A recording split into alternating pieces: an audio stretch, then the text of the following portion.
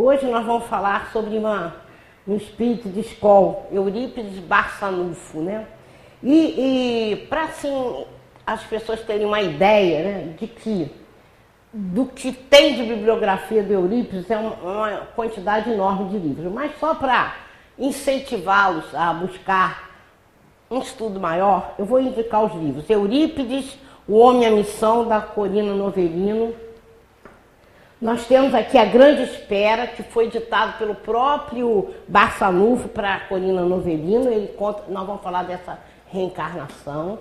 Eurípides Barçanufo, O Apóstolo da Caridade, do Jorge Rizinho. Eurípides Barçanufo, de Roma, Sacramento, do Geraldo Peixoto e de Luna. Né? Tudo que eu fui... eu li esses livros todos, mas existem uns outros tantos para quem quiser se aprofundar. Ó, Subsídio para a História do Eurípides Barçanufo, do Inácio Ferreira. Eurípides Barçanufo, A Perseguição Policial contra ele, escrita pelo Freitas Nobre. Né? Temos também no Anuário Espírita, na Revista Espírita, desculpem, de 1868, umas cartas do Lavater, que foi uma das reencarnações dele, muito importante, que nós vamos ver, por isso Kardec a colocou aqui. E esse livro, um dos mais novos saíram, O Espiritismo e o Compromisso, que está aqui, a Escola Allan Kardec, já é a Corina Novellino na Pátria Espiritual, ditando para Alzira Bessa França Amaral. E aí uma série de anuários espíritas, né, de 77, de 95, de 2011, né, e de 81 e outros tantos, porque ele é tão importante para a nossa história, para que a gente... É um símbolo de amor, por isso, vez por outra, ele está saindo no Anuário Espírita. Então nós vamos começar uma pincelada, nós vamos poder, pelo tempo, só dar uma pincelada na sua história e na sua mediunidade. O Eurípides, ele nasceu no Dia do Trabalho, 1º de maio de 1880, lá em Sacramento, em Minas Gerais, né, aqui, e desencarnou em 1º de novembro de 1918, viveu 38 anos. Era filho de Hermógenes Ernesto de Araújo, que era conhecido como Seu Mojica, e a Jerônima Pereira de Almeida, conhecida como Dona Meca. A gente sabe que realmente a vida do Eurípides, como nós vamos ver aqui, ela foi voltada para o próximo, né? Até se esquecendo dele. Então são 38 anos de vivência de amor, por isso ele pode ser chamado missionário da caridade, missionário do amor, né? Porque olha só, não tinha hora nem lugar para que as pessoas procurassem Eurípides. Inclusive na casa dele tinha um corredor, um portão sempre aberto, que dava direto na janela dele. Fosse quem fosse, rico, pobre, morasse perto, morasse longe, o Eurípides estava ali para ajudar, né? Ele nunca recusou nenhum pedido.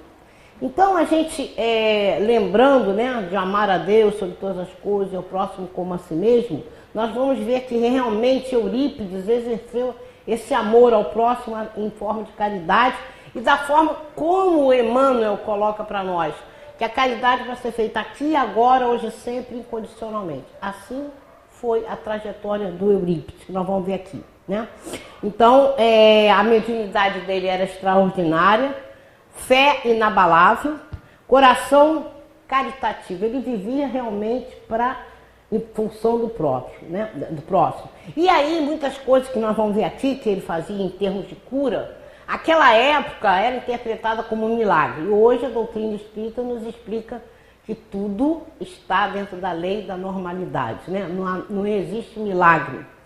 Né? A vida, então, de Eurípides foi assim, uma trajetória de amor incessante, de doação e construção do bem.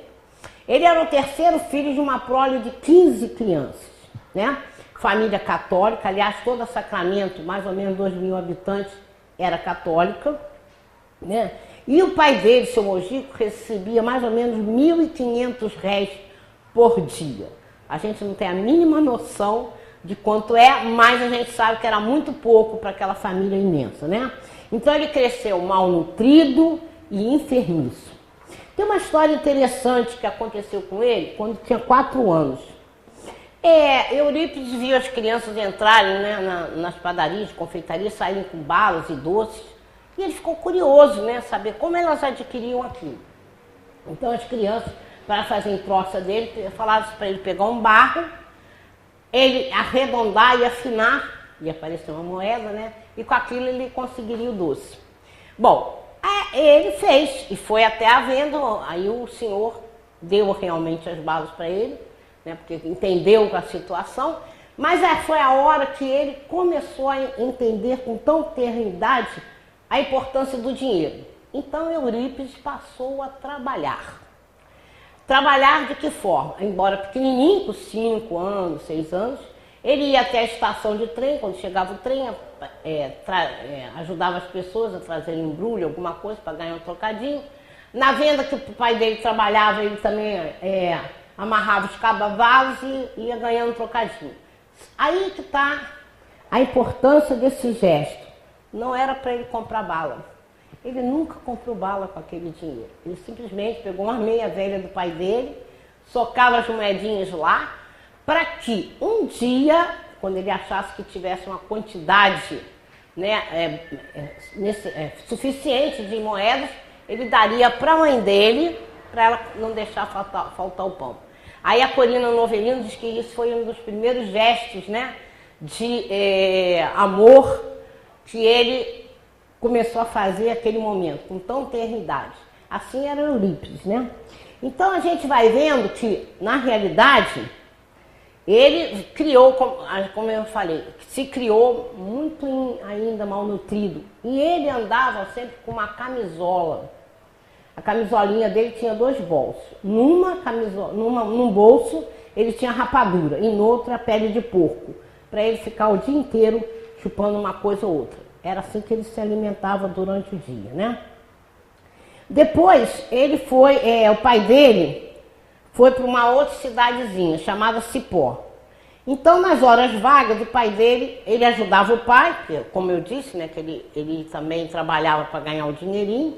Ele ajudava o pai e o pai ensinava ele a língua portuguesa, né, e aritmética, enquanto ele não estivesse trabalhando, né? Então a gente vai vendo que como a trajetória dele foi, né, assim, voltada para esse trabalho, mas em função de juntar dinheiro para a família. Aos 9 anos, desculpem, ele vai se matricular numa escola do senhor Joaquim Vaz de Melo, e aí é onde ele vai fazer o antigo primário nosso, né, mas de uma forma intensiva, e ele já se projetou muito na época, né? Então, com 9 anos, ele já conclui esse curso básico. E vai ser matriculado numa escola que era top na época, né? O Colégio Miranda, que seria correspondente ao nosso antigo ginásio, né? E aí ele era tão aplicado, tão adiantado, porque ele já foi matriculado em uma série bem mais adiantada. Com o professor, quando precisava sair, deixava até o Eurípides dando aula, ele dava aula para os colegas, dava aula para os irmãos, né? Então, quando ele estava com 11 anos, em 1901, esse diretor, o senhor Miranda, chamou o pai dele e disse o seguinte: nada mais temos para ensinar a Eurípides. Ele já aprendeu tudo que o nosso colégio pode oferecer. E era um colégio de elite, né? Então ele recomendou ao pai dele que o levasse para o Rio ou São Paulo para ele se matricular para fazer o curso superior. Olha só, com 11 anos, né? Então realmente eles decidiram, escolheram ir para o Rio de Janeiro. O Eurípides queria fazer medicina. Lá foram eles, se matricularam. E quando eles voltaram, o Eurípides desistiu. Vamos ver por quê. Olha, por que Eurípides também escolheu medicina com 11 anos? Simplesmente porque há um histórico na família dele. A mãe dele trabalhava muito na igreja, mas vez por outra ela tinha uns desmaios que ninguém sabia o que era. Levaram vários médicos, ninguém conseguiu entender a doença dela, nem encontraram cura, nem sabiam qual era a doença. Então Eurípides começou a ficar preocupado com isso, desde 8 anos de idade. Ele então trabalhava muito na congregação de Vicente de Paulo, lá na igreja. O intuito dele era, trabalhando, né, na casa do Senhor, que ele encontrasse ajuda para a cura da mãe dele. E aí, dentro desse período mesmo, o seu Mojico recebe um médico com a sua esposa para ofereceu a casa, porque ele estava se transferindo, ficou na casa deles e o médico trouxe livros da alopatia e da homeopatia. E Eurípides começou a ler os livros, com 8 anos. O médico mesmo ficou preocupado, seu nosso, mas com esse menino de 8 anos lendo essas coisas, ele lia tudo que ele podia da alopatia e da homeopatia. Qual era o intuito dele? Descobrir, se ele pudesse descobrir a doença da mãe. E aí, isso aí que vai incentivá-lo a depois a começar a fazer os remédios da homeopatia. Porque aí ele, ainda aparentemente era ele sozinho, né? Porque ele só vai se tornar, isso está em 1902, ele só vai se tornar espírita depois, né? Então, deixa eu ver, 1901, né? Então aí o Eurípides vai nessa busca, né, de descobrir a doença da mãe, ele então tinha que escolher um curso superior, escolheu medicina. E aí, como eu estava falando, ele se inscreveu, voltou para casa, começou a arrumar a mala e tudo, mas no dia que ele ia sair, a mãe dele teve um desmaio muito pior do que todos. E ele então decidiu não mais ir para o Rio de Janeiro, ficaria cuidando da mãe, né? Porque ele achava que ele tinha que ficar do lado dela, buscar alguma ajuda, né? E como ele então não pôde mais ir para o Rio de Janeiro, ele resolveu se voltar para a parte cultural. Então, ele em 1891, 1892, então eu li a data errada, 1800, em vez de 1901, é 1891, que ele decide ir para a faculdade, tá? Então, em 1891, não podendo ir para a faculdade, ele vai fazer o quê? Junto com os amigos, ele cria o Grêmio Dramático Sacramentano, onde ele vai poder botar obras literárias muito importantes para a cidade, né? E ainda, com o auxílio desses colegas, ele funda um jornal, um periódico, que foi o primeiro da cidade, que era a Gazeta do Sacramento, onde ele escreveu até ele desencarnar em 1918. É porque ele tinha uma tendência jornalística e literária muito grande, né? Então, a partir daí, ele vai desenvolver também essa parte da homeopatia, onde que ele conseguia as pessoas chegarem até ele, ele diagnosticava, prescrevia a fórmula, as irmãs dele faziam a fórmula homeopática e ele doava. E nunca cobrou nada, né? Então, o que a gente vai ver que, por causa disso, né, essa manifestação dele, da cura, e cada vez mais ele se enfronhando na homeopatia, o pai dele acabou abrindo uma farmácia, quando ele tinha 17 anos, em 1897, abriu uma farmácia homeopática, onde ele, como eu falei, ele receitava, a pessoa chegava lá, ele receitava, e eles manipulavam o remédio e davam, né? E olha, eram as famílias ricas, pobres, de outros lugares, ele não se preocupava com isso, ele atendia a todos, né, na medida que o procuravam.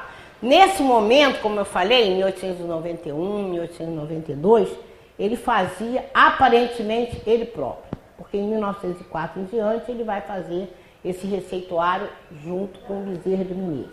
Que é interessante, né? O Bezerra desencarna em 1900, já em 1904 já está lá trabalhando com o Eurípides Barçanufo, né? Ele tinha muitos conhecimentos, né, de medicina, de direito, de astronomia, filosofia, matemática, ciências físicas e naturais, literatura, sem nunca ter cursado curso superior. Então, ele é um exemplo que a gente pode dar de reencarnação. Como ele tinha medicina, estava lá, né, porque ele pegou os livros com 8 anos e começou a estudar. Mas como ele tinha conhecimento de astronomia, de física, matemática, ciências naturais, literatura, vindo de outras vidas, né? Então ele vai se dedicar a ser educador. Já que ele não podia ser médico, ficou na cidade, ele vai ser educador. Ele vai fundar um colégio. é o Liceu Sacramentano, no dia 31 de janeiro de 1902, quando ele já está com 22 anos. Bom, então ele vai contar com a ajuda dos ex-professores, né? E vai formar esse colégio. Interessante que uma das matérias desse colégio, estava lá no currículo, né, que eles tinham que cursar, era ajuda aos pobres. E fundaram, então, uma sociedade dos amiguinhos dos pobres, onde os alunos, junto com os professores, teriam um dia X para ir à periferia e fazer realmente a caridade. Fazia parte do ensino, né? Agora, interessante, a gente vê a pedagogia utilizada pelo Eurípides Barçanufo, sem nunca ter cursado curso superior, sem ter a noção, né? Nessa encarnação dele, né? Sem ter pego livros e etc. A pedagogia dele foi baseada no Pestalozzi. E é interessante uma proposta do Pestalozzi, o conceito dele sobre professor. Professor é um artista, realmente a gente sabe. Pelo que o professor ganha, que ele se dá, ele é um artista. Mas o Pestalozzi dizia, professor é um artista, acima de tudo, porque ele põe a ciência em ação, movimentando princípios e leis naturais. Assim agia o Eurípides Barçanufo na sua escola, né? Porque aí a arte adquire uma forma racional, né, e compreensível. Então, olha só, o Eurípides, ele seguiu a metodologia sem, né, ter estudado, como eu falei, a pedagogia de Platão, Kant, Spencer e o próprio Pestalozzi. Os processos didáticos dele, né, se inspiravam nessa teoria iluminada de pedagogia. Né? E ele, antes de ser mesmo espírita, ele achava que os seus alunos traziam seus dons e dali a metodologia dele era tirar dos alunos aquilo que eles já traziam de bagagem, né? E trabalhar melhor aqueles talentos, né? Para que eles pudessem evoluir. Então, nesse colégio, já desde a década, na primeira década do século passado, o processo de aprendizagem dele era para estimular, guiar, dirigir, orientar o ensino, tal como é feito nas atuais escolas, é a pedagogia, né, atual. Bom, tudo ia muito bem nesse colégio, até que chegou em 1904, Eurípides Barçanufo, nós já vamos ver por quê, ele é obrigado pela espiritualidade a chegar na cidade e se dizer espírita. Aí o colégio esvaziou, professor, aluno, não ficou com ninguém, né?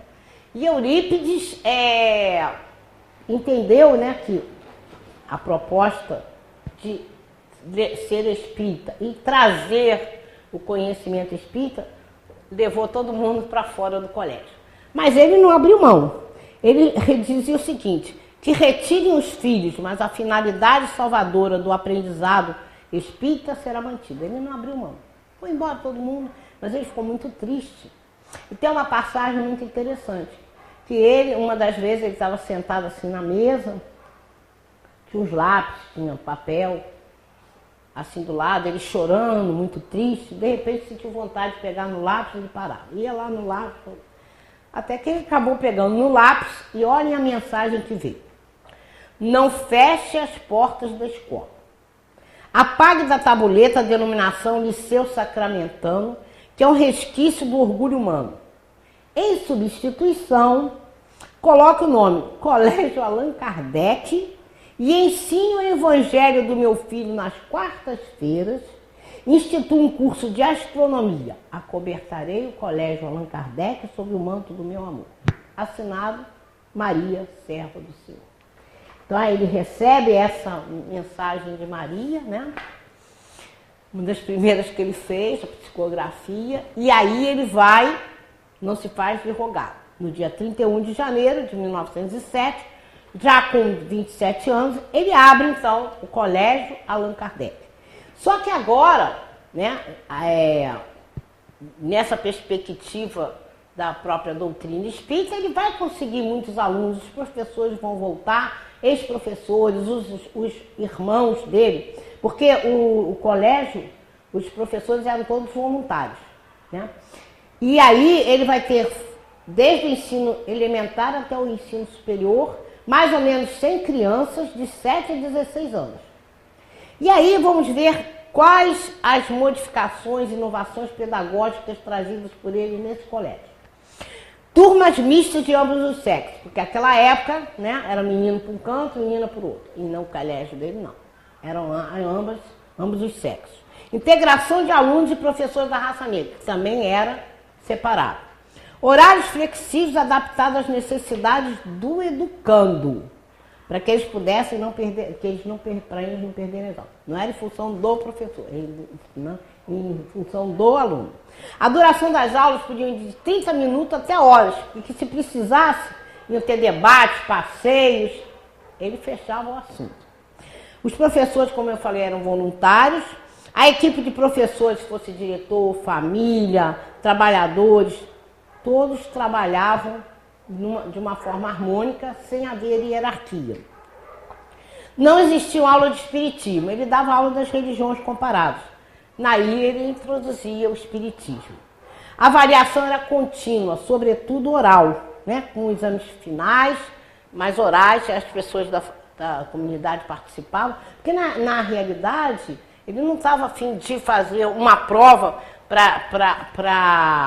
porque ele tinha noção, nós temos noção, né, que a prova nem sempre ela vai dizer o quanto você sabe, né? Você vai um dia, você sabe tudo, está nervoso e faz uma má prova, né?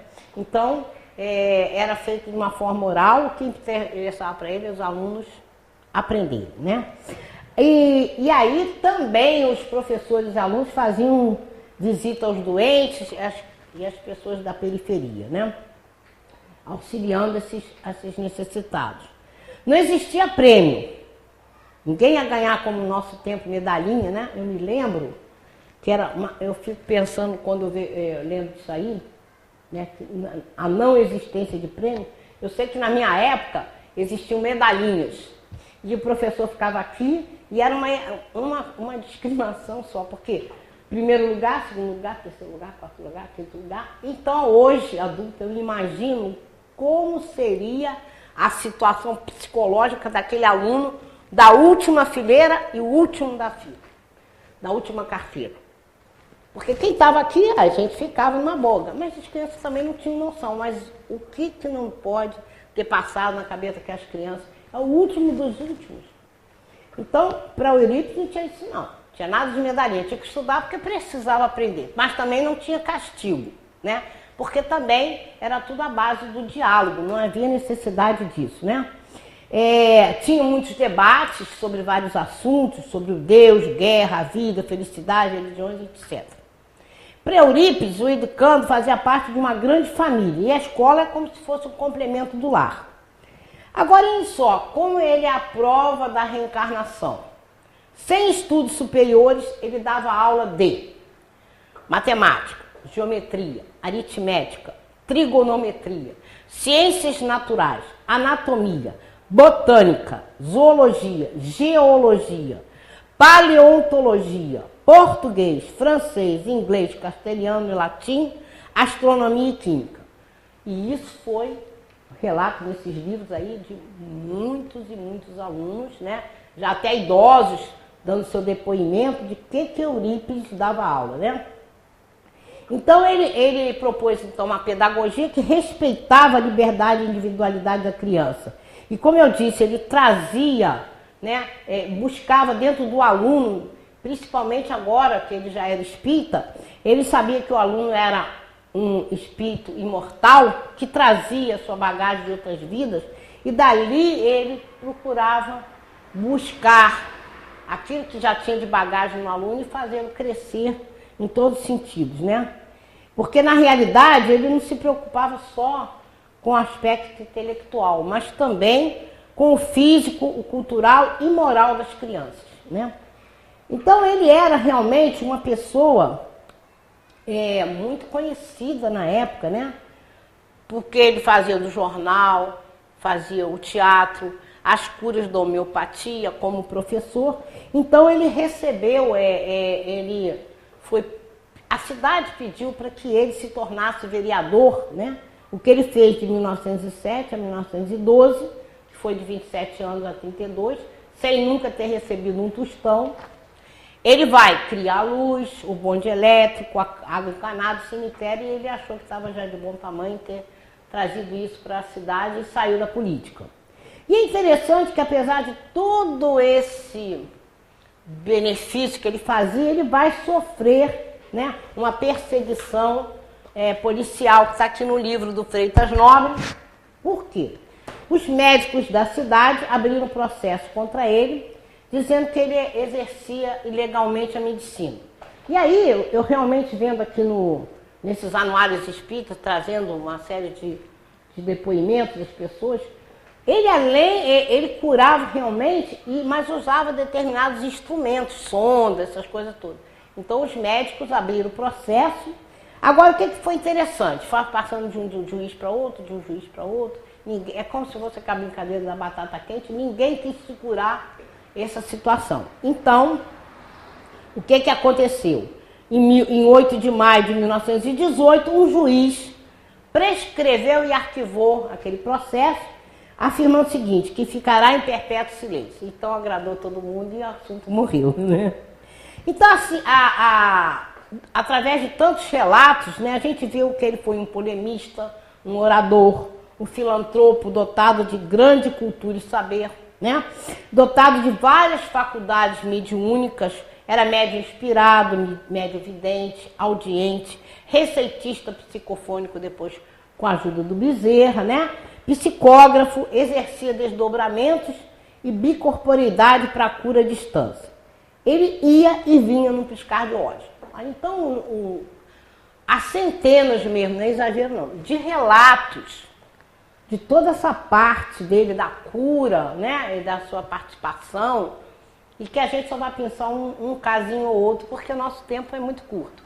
E além do que, ali no Colégio Allan Kardec, ele tinha um porão, num portão lá, as pessoas traziam os obsediados até lá, até o Eurípides, e aí o Eurípides os levava pelo portão e lá ele começava um tratamento de desobsessão. Faziam, né, a desobsessão com aqueles que vinham muito angustiados. Tem o caso de um homem enorme, ele veio sendo carregado por 6 homens fortes, chegou na porta, o Eurípides era pequenininho, magrinho, e aí o Eurípides pediu para eles largarem, eles não queriam largar de jeito nenhum, porque o homem estava muito violento, né? E ele olhando para o homem, né? Já foi doutrinando, e aí eles custaram a largar, mas quando largaram o homem veio mansinho, mansinho. Tem um relato aí, do cunhado dele, porque assim, às vezes tinha ocasiões que levavam os obsediados, o Eurípides não estava, então eles faziam revezamento para tomar conta do obsediado, até porque eram às vezes muito violentos, né? Até o Eurípides chegar. Então tem um cunhado dele, que tem um relato em um desses anuários espíritas aí, acho que é de 77, ele fala o seguinte, que um dia coube a ele tomar conta de um obsediado. À noite, de madrugada, ele acabou dormindo. Quando ele acordou, o obsediado tinha ido embora. Ele ficou desesperado. Como é que ele ia dar conta, né, daquilo para o Eurípides? Mas quando ele chega ao portão, o homem está voltando. Eu não consegui me afastar daqui. Quer dizer, já estava sendo, né, preparado pelo próprio Eurípides à distância. Então a gente pode falar agora de determinadas curas que ele fazia. Ele curava lepra, ele curava tuberculose. Agora, o que mais se destaca, né, para a gente, que a época devia ser uma coisa absurda, eram os partos que ele fazia à distância. Então, muitas vezes estava dando aula, né, e aí, de repente, ele ficava parado assim e ia fazer o que tivesse que fazer em termos de cura ou de parto. Ele usava da bicorporeidade. A bicorporeidade é uma mediunidade em que o médium, às vezes, o corpo dele fica parado, o seu espírito vai aonde tiver que ir, ligado ao cordão de prata, porque se romper ele desencarna, e ele vai exercer lá a sua caridade. Um exemplo clássico, Antônio de Pádua. Antônio de Pádua estava lá no púlpito na Itália, todo mundo vendo o corpo de Santo Antônio, né, que depois virou Santo Antônio. E aí ele foi, ao mesmo tempo, lá em Lisboa, para ser advogado do pai dele, que estava sendo condenado pela Inquisição. Ele conseguiu salvar o pai dele, ele exerceu então a bicorporeidade. Então ele se materializou lá e salvou o pai. Assim fazia o Bezerra, não, desculpe, o Eurípides. O Eurípides então ia à distância. Então tem umas histórias tão interessantes. Tem uma que eu gosto muito, em que ele estava parado assim, os alunos falavam, seu Eurípides já foi, eles falavam assim. Aí quando o Eurípides voltava, eles perguntavam, seu Eurípides, onde o senhor foi? Então, um desses casos aí, o Eurípides volta e ele diz, onde o senhor foi? Ah, eu fui na igreja lá em cima, ele deu lá a localização, fiz o parto da fulana, mas o marido dela está vindo aí. Ele está vindo aí, ele já está chegando na porta do colégio. Ele vai bater aqui na porta, vocês levantem, cumprimentem, mas ele vai gritar, seu Eurípides, pelo amor de Deus, faz o parto da minha esposa. E eu já fiz. Aí acabou de falar o homem, bateu, eles levantaram, cumprimentaram o homem dele. Seu Eurípides, pelo amor de Deus, faz o parto da minha esposa. Ele falou, eu já fiz. Como que o senhor já fez? Eu só tenho uma estrada, eu passei nela, o senhor não passou por ela? Aí ele falou, mas eu já fiz, o senhor não acredita, vamos lá. Aí lá foi ele, o homem, os alunos, né? Quando chegaram na porta da casa, a senhora já estava com a criança e falou, para que o senhor voltou, seu Eurípides? Eu estou muito bem, obrigado. E assim, tem outra história também, que ele estava indo com um amigo que levou o sobrinho numa estrada que ele ia fazer o parto de uma senhora em outra cidade. E lá vão eles, numa estrada toda tortuosa, né? De repente, o Eurípides para e fala com o amigo assim, ó, vamos voltar, seu sobrinho caiu lá atrás. Não tinha como ele ver, já tinha distância. Voltaram, o homem tinha caído realmente do cavalo. Botaram ele em cima do cavalo. E aí, o Eurípides, quando estava para começar, ele falou, peraí, o que fica mais perto de onde nós estamos? Sacramento ou a cidade que eles iam? Ah, e a cidade que a gente vai. Então vamos lá, porque eu já fiz o parto. E chegaram lá, a moça, vamos tomar um cafezinho com ela. E a moça realmente já estava com a criança nos braços. Tem outros fatos também que aconteceram, esse exemplo que eu vou dar, aconteceram inúmeras vezes. Uma senhora estava em São Paulo, muito doente, tinha ido a vários médicos e ninguém conseguia detectar o que tinha e muito menos, então, a cura, né? Então, a fama de Eurípides era grande, ela pediu para o marido, vai lá no seu Eurípides, quem sabe que ele não possa me ajudar, né? Então, vamos dizer que é uma quinta-feira. Aí o homem programou de ir no sábado. Então, sábado eu vou para Sacramento. Sexta-feira de manhã, o correio bate na porta dela e os remédios estavam lá. Isso aconteceu por muitas e muitas pessoas. Tem uns relatos aí. Então, ele, né, captou o pedido de socorro, manipulou os remédios e mandou, antes do homem chegar lá. Então, ele fez... Para muita gente aconteceu isso. Então, às vezes também ele saía para fazer a cura. Por exemplo, nós vamos relatar aqui o dia que ele se tornou espírita, ele saiu do centro, já era noite, atravessou um bosque e esqueci o nome do homem. Ele era leproso. Bateu na porta dele, deu um beijo, abraçou e ficou curado na hora. Então, a história dele é muito linda, mas a gente não pode ficar detalhando demais, não vai dar tempo. Então ele vai desencarnar em 1º de novembro de 1918, porque ele ajudou na gripe espanhola e ele também foi vitimado por ela. Segundo Chico, no livro Eurípides, O Homem e a Missão, da Corina Novelino, ele diz que escrever sobre a vida de Eurípides seria quase o mesmo que fazer a biografia de Jesus. Olha só. Então, vamos ver como ele se tornou espírita. Foi uma coisa interessante, né? Ele era, a gente sabe, católico, né? Mas o tio dele teve uma experiência interessante. Uma cidadezinha chamada Santa Maria, que ficava ali perto, ela começou a sofrer uns ataques de pedradas nas pessoas, que eles não viam quem é que estava dando as pedradas, dentro de casa, xingamentos, uma série de coisas. Depois, se você quiser tomar nota do livro, você vem me pegar aqui. Tem uma moção deles aqui. Aí, o que acontece? A cidade ficou, nós estamos sendo atacados por demônios, né? Desesperados.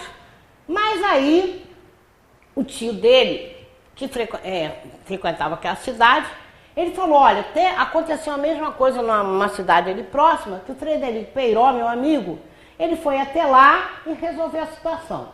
O Frederico Peiró foi até Santa Maria e realmente começou a fazer, né, abriu as reuniões mediúnicas de desobsessão e acalmou-se a cidade. E o tio dele frequentava lá. Aí um belo dia, e ele debochava do tio, você vai lá falar com os mortos, isso aqui. Ele não acreditava, ele era católico. Aí lá um belo dia, ele está passando na rua e o padre, né? O padre vem até ele, né? O padre Augusto Teodoro da Rocha Maia. Ele deu para o Eurípides uma Bíblia, que era proibido. Só quem fosse da igreja podia ler a Bíblia, não leigo. Mas o padre sabia da vontade dele de se instruir, o padre pegou e deu a ele uma Bíblia. Falou, olha, eu vou te dar isso aqui porque eu sei que você tem muita curiosidade. E aí ele pegou e leu a Bíblia todinha. Empacou num ponto. Bem-aventuranças. Não entendeu. Aí foi até um padre. Se o padre podia explicar. O padre não sei explicar. Aí ele foi até o tio. Você que fala lá com os mortos, será que você não poderia me dar uma explicação aqui? O tio falou, olha, eu estou começando agora, né? Eu não tenho cultura nenhuma sobre isso, não sei nada, mas vou te dar um livro que talvez ele te esclareça. Olha o livro que ele vai dar. Leon Denis, Depois da Morte. Aí o Eurípides leu o livro, devorou, ele ficou apaixonado, né, pela maneira com que o Leon Denis, né, é um poeta, né? Aí ele trouxe, né, ele leu aquilo tudo 2 vezes, mas as bem-aventuranças não entravam. Ele falou, alguém tem que me explicar isso. Aí eu, conversando com o tio falou assim, olha, o livro não resolveu. Ele, então vamos lá. Quem sabe se você indo lá, você vai ter talvez a sua resposta. Não custa nada, né? Lá foram eles, né? Lá no dia da reunião. Porque foi fundado, se não me engano, Fé e Caridade o nome do centro que eles fundaram. Fé e Amor, né? Fé e Amor, que eles fundaram lá em Santa Maria. Aí eles vão lá na reunião, estava tudo lotado, só tinha 2 lugarzinhos que eram para eles. Eu me lembro, uma vez eu li há pouco tempo aí, o Chico foi numa cidade, tinha uma mesa enorme, as pessoas foram sentando, né? Aí sobrou uma cadeira, alguém ia tirar a cadeira, ele, não, tem um desencarnado sentado aí, não pode. Mas lá no caso não tinha desencarnado não, a cadeira era para os 2, sentados. Aí olha o que Eurípides já vinha pensando no caminho. E lá ele falou assim, só vou acreditar no que está acontecendo aqui se acontecer uma coisa. Aquele ali, que é o Aristides, que era o mais ignorante de todos, não sabia falar nem português, porque lá eles faziam muita caridade. Os autores aqui falaram que nesse centro parecia que era uma volta aos apóstolos primitivos, de tanta caridade, aquelas pessoas simples, ignorantes, e a caridade que eles faziam. Então ele pensou, se o Aristides, aquele lá, que é o mais inculto, me explicar as bem-aventuranças em nome de João, evangelista. Gente, ele fechou demais, né? As exigências. Está lá sentado. De repente, o Aristides levanta, explica todas as bem-aventuranças para ele em francês, que ele foi o único que entendeu. Em francês. Depois ele virou e falou, João, evangelista. Aí não tinha como que o Eurípides não pudesse acreditar, né? E é interessante que o Chico disse que uma das encarnações de Eurípides, né? Ele era discípulo de João, ele era amigo de um discípulo de João Evangelista. Daí, ó, a ligação que ele fez, né? Ele queria a mensagem através de João Evangelista e teve. Ó, e assim, logo que o Aristides, ele deu a explicação, veio o mentor falar com Eurípides, Bezerra de Menezes. Aí o Bezerra de Menezes falou que os Espíritos do Senhor realizarão diversos trabalhos. O Bezerra falou que ele ia fazer parte de um grande trabalho, mas que ele ia dar agora oportunidade de outro espírito superior se manifestar, que era o Vicente de Paulo. E o Vicente de Paulo diz para o Eurípides, Os Espíritos do Senhor realizarão diversos trabalhos contigo. A caridade, meu filho, é a nossa bandeira. E o teu trabalho principal será curar. E Bezerra de Menezes vai te ajudar nessa área. Tudo está planejado e, na verdade, é Jesus quem nos dirige. Aí ele pede, o Vicente Paulo pede para que ele chegue à cidade, diga que é espírita. Aí aconteceu aquilo tudo com o colégio, né? Para ele abandonar a congregação Vicente de Paulo, que não estava mais adequada àquilo que ele iria, né, agora fazer, o trabalho dentro da doutrina espírita. Aí eles vão fundar um centro espírita no dia 27 de janeiro de 1905, chamado Grupo Espírita Esperança e Caridade. O mentor era o Vicente de Paulo e quem sugeriu o nome foi o Bittencourt Sampaio, né? E lá trabalhava também, Bezerra e tudo, né? Então eles começaram a fazer o trabalho de desobsessão, de ajuda, de cura dentro desse centro. O Bezerra de Menezes esclareceu uma coisa, que lá pelos idos 60 ou 70 depois de Cristo, o Barçanufo era um general romano e o braço direito dele era o Valdo Vieira. Então, nessa época, eles se converteram, os dois, ao cristianismo. Bezerra, então, diz que ao longo das reencarnações do Eurípides, ele foi reunindo todo mundo lá em Sacramento, todos aqueles que ele prejudicou, e ele foi reunindo lá. E depois curou um a um naquela época, né? Bezerra disse que para ele ser Eurípides, ele levou 1.800 anos para ser Eurípides Barçanufo, né? Para ele ser o que ele foi.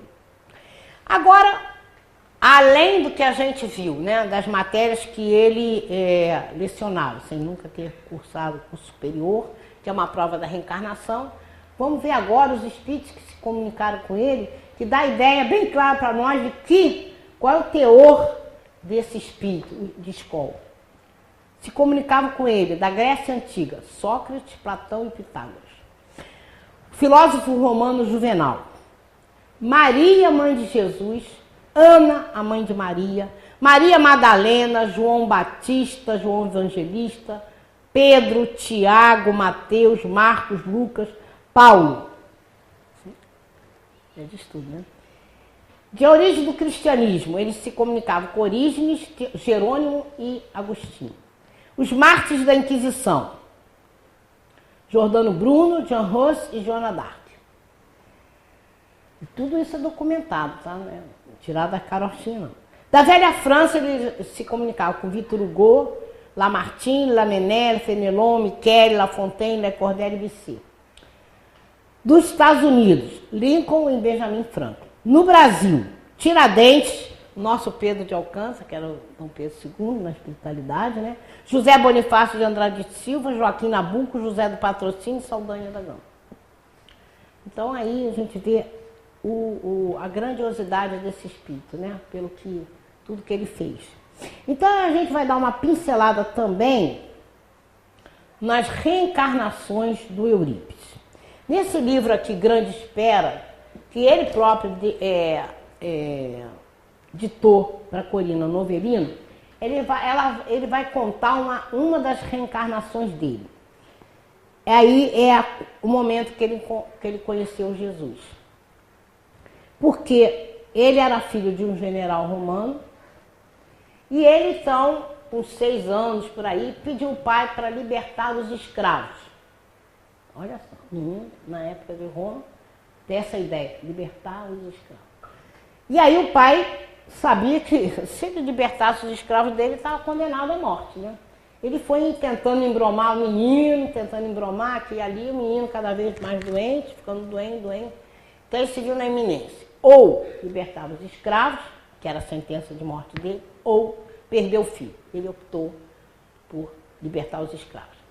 Então ele vai dar mais de 200 escravos, ele vai libertá-los, mas pega 2 daquelas escravas e pede para que elas levassem o menino Marcos, que é o Eurípides, né, aquela encarnação, para os essênios. E assim foi feito, né? O pai dele, assim que libertou os escravos, teve a sorte dele lançado. E ele vai lá para os essênios. Ele vai para os essênios na época em que eles estavam esperando a grande estrela, o Rabboni, né? Que passaria por lá. Então, realmente, lá pelos 12 anos, Jesus passa pelos essênios. E ele o conhece, né? Então, aí conta a história, né? Desses essênios, nesse livro aqui, né? A Grande Espera, né? E aí mostra que Marcos conheceu Jesus e que dentro da história existiam 2 outros personagens importantes, que não dá tempo para contar a história aqui, mas os personagens eram Josafá, que na realidade depois veio como Caíba Chuta, e veio Lisandro, que era o bezerro de Vinícius. Olha só, se encontraram lá, né? Então,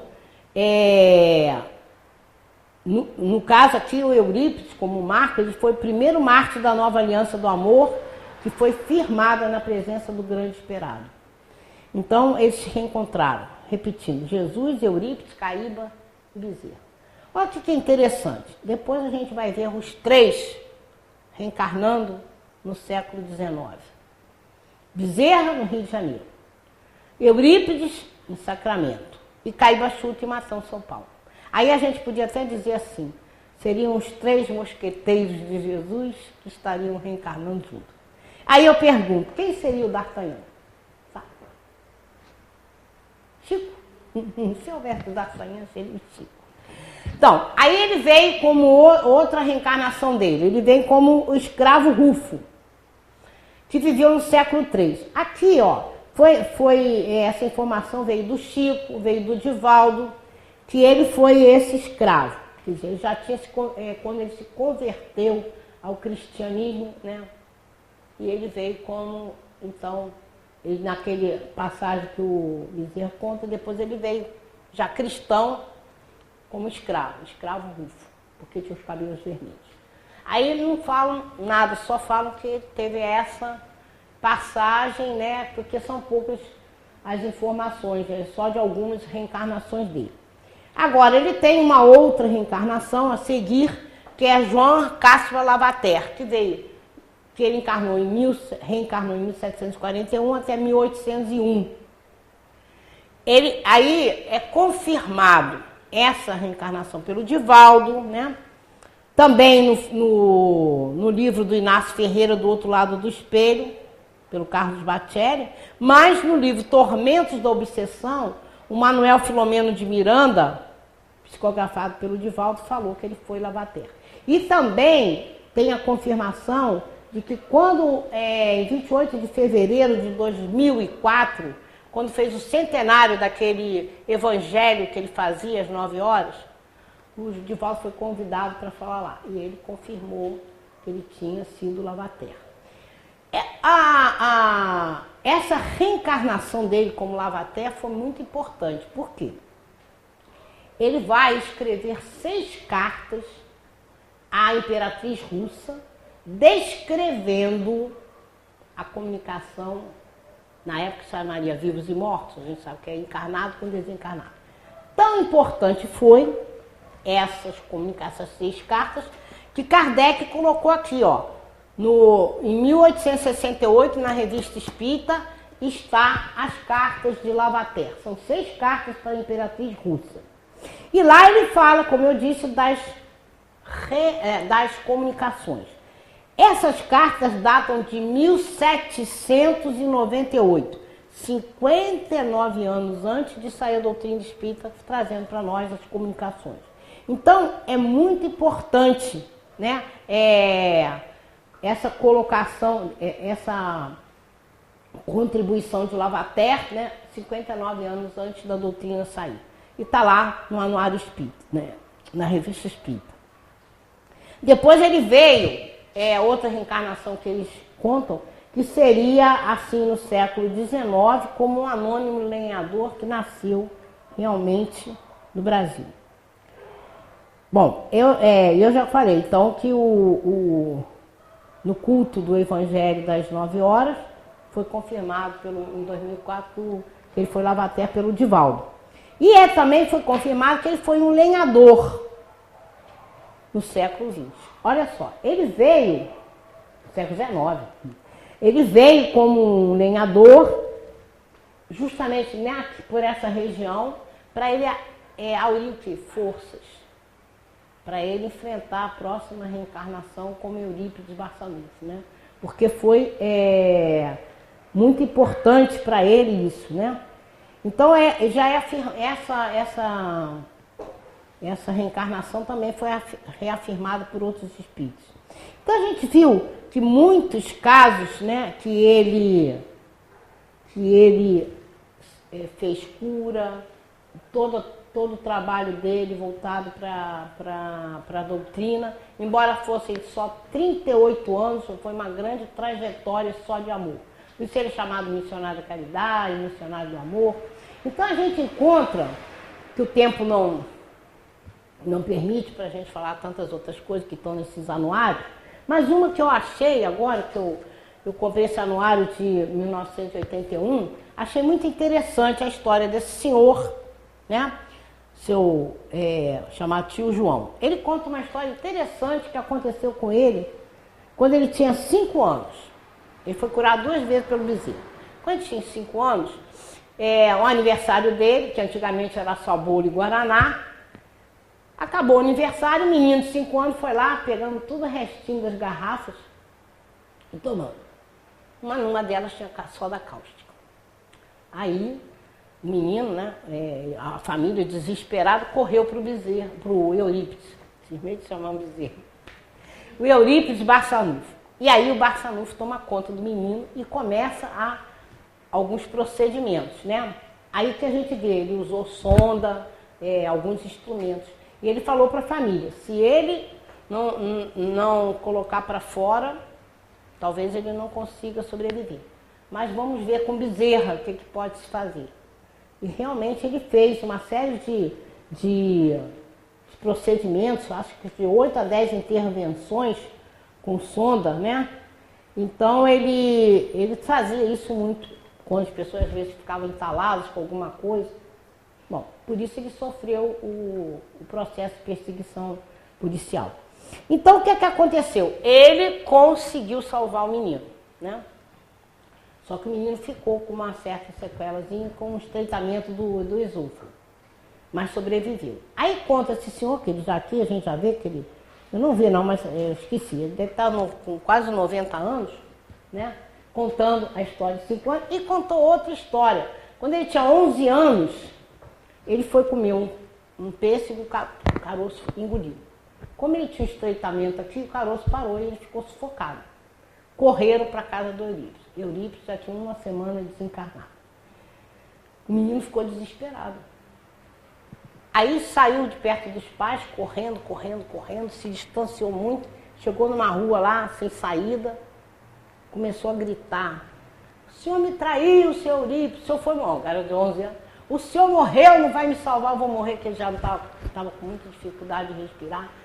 E ele diz que ele gritava muito: o senhor me traiu, agora eu vou morrer, o senhor não vai me salvar, blá, blá. De repente, não mais que de repente, ele conta que o troço fez assim, plá. Saiu o caroço e atrás dele uma lombriga enorme. Aí as pessoas na época falaram que foi a lombriga que expulsou o caroço. Então ele fala que o Eurípides salvou ele 2 vezes, né? Então tem uns relatos aqui muito importantes. E tem uma coisa também muito importante, que ainda dá tempo da gente falar, é o seguinte: nesse livro do Hilário Silva, A Vida Escreve, ele descreve um sonho de Eurípides que teve lá por 1904, muito bacana e muito importante, que foi o responsável pela doação incondicional de amor de Eurípides para com as pessoas. Ele sonha que ele estava subindo assim, muito leve o corpo dele, aí de repente ele para num gramado assim, lá embaixo vem um homem, ele vai andando, quando ele vê quem é, ele para, começa a chorar, e olha que era Jesus chorando. Aí ele pergunta: choras por quê? Jesus não respondeu. E aí ele fala: chora pelos homens que não te conhecem? Ele disse: não. Jesus disse: choro pelos homens que me conhecem e não seguem meu evangelho. O Eurípides levou muito tempo para contar isso aqui, ele guardou o segredo, mas depois, quando vieram saber, o Hilário Silva trouxe nesse livro A Vida Escreve. E isso foi importantíssimo para Eurípides passar, ele disse que a partir daí foi incansável pela a doação de amor àqueles que estavam próximos a ele, né? Então, agora caberia uma pergunta para vocês me fazerem, que às vezes tem pessoas que, em algum centro que eu falo, a pessoa está com a pergunta na ponta da língua. Ele curou a mãe? É a pergunta. Sim, porque simplesmente a mãe dele estava obsediada e quando ele se tornou espírita, ele viu os espíritos que a atormentavam e fez o trabalho de desobsessão. Então, eu fiz uma palestra há pouco tempo num centro e as pessoas estavam assim, eu falei, já sei, você quer fazer uma perguntinha, né? Eu falei, você curou a mãe? Ele curou a mãe? Curou. Então, para a gente terminar, que já estamos na nossa hora, eu fiz aqui uma homenagem para Eurípides. Eurípides Barçanufo, nosso irmão, dedicou sua vida à caridade e não se afastou nenhum dia da sua missão, trazendo para nós a claridade, vivenciando dia a dia o divino sermão. Tua obra foi calçada na fraternidade, ajudando a todos com todo o coração, vendo em todos a igualdade, servindo a quem procurasse sem distinção. Deu alento, instruiu e curou com humildade. Nunca desviou do carente a sua atenção. A ti agradecemos, apóstolo da caridade, teu exemplo de fé, ó ardoroso cristão. Com Jesus amastes e ama a humanidade, e por isso te louvamos de coração. Então é isso que a gente trazer uma pincelada da vida de Eurípides Barçanufo, porque às vezes a gente trazer a trajetória de um Bezerra, de um Chico, do Eurípides, é para que a gente tenha certeza de que podemos.